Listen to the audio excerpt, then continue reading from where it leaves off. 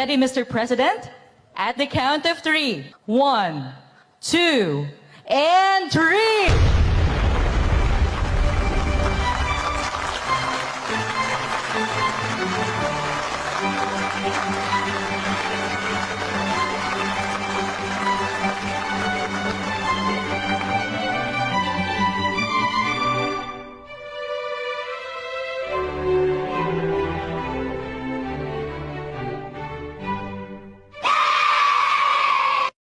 Government offices, schools, and hospitals, while empowering local government units to integrate with the national network through secure, high-speed connections. This is more than infrastructure. It is a foundation for a future-ready Philippines, reflecting the unwavering commitment of President Ferdinand R. Marcos Jr.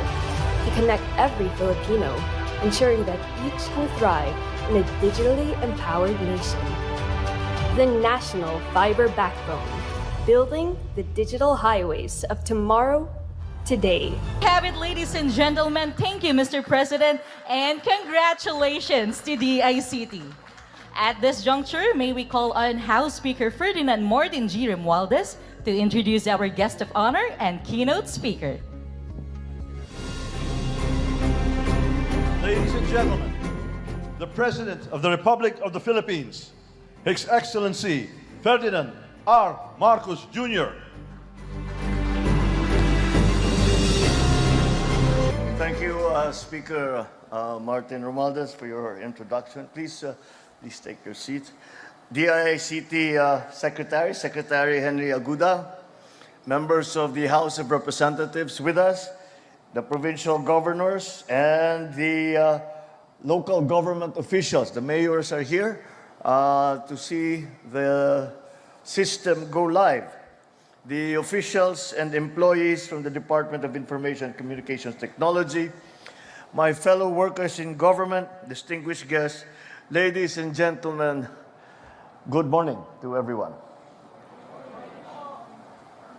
Ngayong araw na ito ay nakakatuwa dahil talaga nakikita natin na ikinukonekta natin ang buong Pilipinas sa pamamagitan ng ganitong mga fiber backbone para naman ay lahat ng Pilipino, kahit nga yung mga nasa malalayo, yung mga nasa isla na hindi madaling puntahan, ay magkakaroon pa rin ng internet upang makatulong sa kanilang trabaho, upang tumulong sa kanilang pamumuhay. Dahil sa panahon ngayon, hindi na privilege ang pagkakaroon ng access sa mabilis na internet. Ito ay pangangailangan na. Kailangan ito sa pag-aaral, sa trabaho, sa negosyo, at para mapanatili ang koneksyon sa mga mahal sa buhay. Ngunit, ang katotohanan din, ang hindi pantay-pantay ang access ng internet ng mga Pilipino. May ilang bahagi ng bansa na hindi pa rin naabot ng signal, kaya napipilitan pang bumiyahe ng malayo para maghanap ng signal. Kaya narito kami ngayon upang mailapit ang internet para sa lahat, lalo na sa mga nasa gidas, yung mga isolated and underserved areas. Mga kababayan, ang pinapasinayan natin ngayong Phase 2 at Phase 3 ng National Fiber Backbone ay tulay ng impormasyon at ng serbisyo mula sa hindi lamang sa pamahalaan kundi sa ating mga gusali, sa ating mga kababayan. Dahil dito, halos 1,800 kilometro ang nailatag para sa bagong fiber network na ito. Nung nakarang taon, nailunsad naman natin ang Phase 1, sinimulan sa Ilocos Norte hanggang Quezon City. Higit naman na 1,000 kilometro ng high-speed fiber ang linagay at linatag. Natin ang programang ito sa Cagayan Valley, sa Calabarzon, sa Bicol, sa Eastern Visayas, Central Mindanao. Dahil dito, mahigit 600 tanggapan ng gobyerno ang magkakaroon ng mabilis at maaasahang internet. Mapapakinabangan ito ng halos 17 milyong Pilipino, 17 million Filipinos. At kapag buo na ang National Fiber Backbone, maaari pang mabawasan ang gastos ng mga telco at internet provider dahil may sarili na tayong infrastruktura. mas abot kayang internet, mas maraming Pilipino ang konektado. Kaya kapag sinabi nating fiber backbone, mas mabilis na ang daloy ng impormasyon. Mas maaga ninyong malalaman kung may bagyong paparating o kung may job opening sa iba't ibang bayan. Mas madali ninyo makakausap ang inyong mga mahal sa buhay. Saan man dako ng bansa o mundo, anumang oras. Sa tulong na ito, makakahanap kayo ng mga online buyer para sa inyong paninda. Makakapagpanood din kayo ng mga online tutorial kung paano magluto, magnegosyo, paano magtanim. At dahil din sa mas maayos na koneksyon, maaari nang makasabay ang bawat Pilipino sa balita sa buong mundo. Ito po ay tinatawag nating digital bayanihan. Ito ang isama-samang pagkilos ng pamahalaan, pribadong sektor at bawat Pilipino para siguraduhin walang maiiwan sa digital world.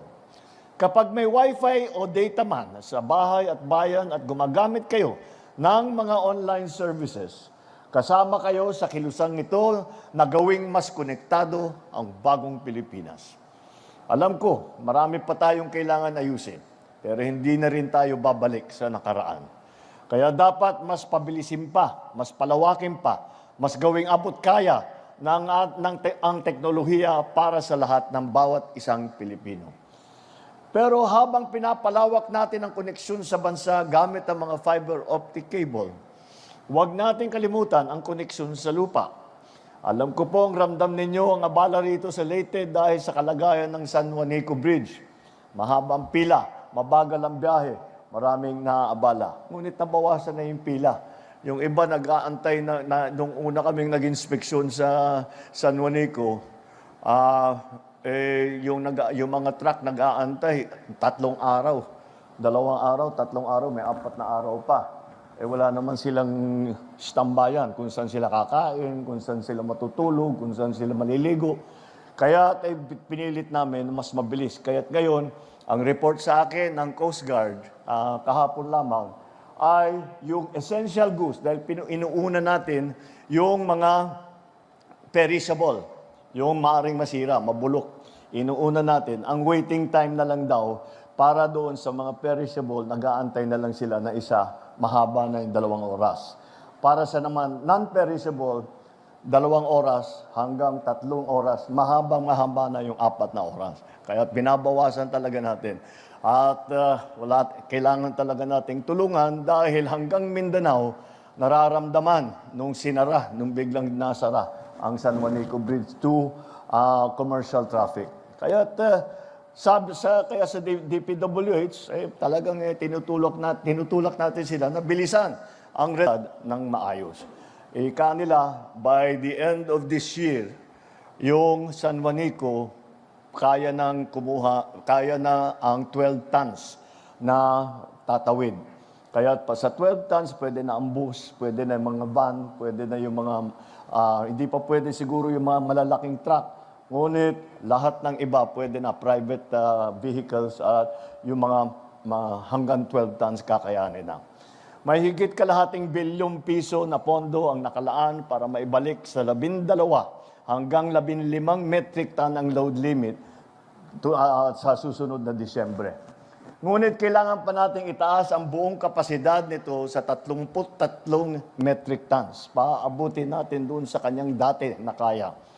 Inatasan ko na ang DPWH at DBM na hanapan agad ito ng solusyon. Agaran tayong kumilos at patuloy na kikilos upang muling maging ligtas at matibay ang ating San Juanico Bridge. Mga kababayan, mula digital connectivity hanggang sa ating infrastruktura, patuloy nating binubuo ang mga tulay ng pag-asa. Ito ang mga proyektong nag-uugnay sa atin.